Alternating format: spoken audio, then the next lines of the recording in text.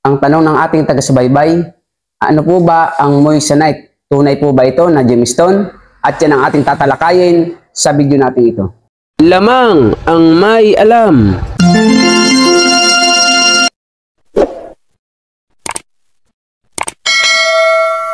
Magandang panahon po sa inyo mga kaibigan ko. Dito sa ating channel, More Than Treasures. Kumusta po tayong lahat? Nawain na sa mabuti po tayong kalagayan at ligtas sa anumang sakit at karamdaman.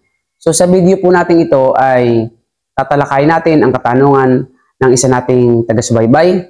Ang sabi niya, ano po ba ang moissanite? Tunay po ba itong gemstone? So, nais ko pong malaman ng bawat isa sa atin na ang moissanite, ito po ay katulad ng diamond. Ngunit ang moissanite ay hindi po gawa sa natural na kalikasan. Ang diamond po ay nabubuo dahil po sa kalikasan na tumatagal po ng billion years bago po siya mabuo sa loob ng bato na kung tawagin ay kimberlite sa lalim po na mayroong 400 kilometers sa ilalim ng lupa bago po mabuo ang isang tunay na diamond. Ngunit ang moissanite, kahit po siya ay kamukha ng diamond, ito po ay nabuo.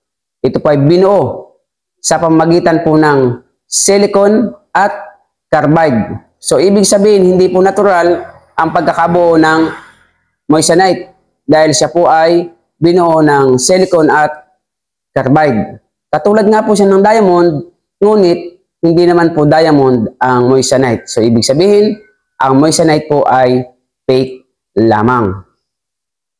So, ang rank po ng tigas ng diamond, kung sa 10%, ang moissanite po ay 9.25% lamang ang kanyang tigas, maging ang kanyang panglaban sa init. So ang moissanite po ay natutunaw, nababasag po siya ng apoy na karaniwang apoy lamang, lalo na po kung ito ay blue fire tulad po ng acetylene. Ngunit ang diamond na original ay hindi po ito kayang basagin ng acetylene or hot fire. May iba pong paraan kung paano po basagin ang diamond sa pamamagitan po ng apoy. Yan po ay may extra oxygen na ginagamit ang mga mag-diamond para po ito ay mabasag or makating po nila. So, nawa po sa ating pinag-aaralan ay nasagot ko po ang inyong katanungan na ang ibig sabihin po ng moissanite, ito po ay hindi tunay na diamond, ngunit kamukha lamang po ng diamond. Ito po yung moissanite. Yan. So ito naman po yung diamond. Kapag pinagkumpara nyo po silang dalawa, ay may pagkakaiba. Malaki ang pagkakaiba.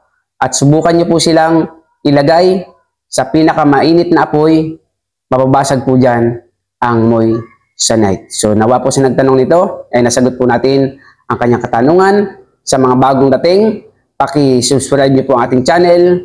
At kung nagustuhan, paki-like and share. At kung may katanungan, comment po lamang kayo sa ating comment section. Marami pong salamat. See you on my next video. God bless po. Lamang ang may alam.